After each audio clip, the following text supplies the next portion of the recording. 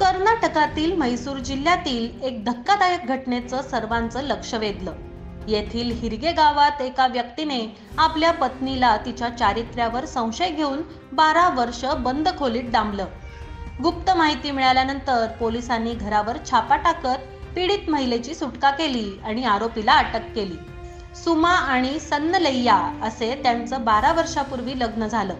खरं तर सुमा ही आरोपीची तिसरी पत्नी असल्याचं प्राथमिक तपासात समोर आलंय। लग्न झाल्यापासून सन्नलैया सुमावर संशय घेत होता। लग्नाच्या पहिल्याच आठवड्यानंतर त्याने तिला घरातील एका खोलीमध्ये कोंडून ठेवलं होतं। पत्नी सन्नलैयाचा छळ सहन न झाल्याने पहिल्या 2 बायका आरोपीला सोडून गेल्या होत्या।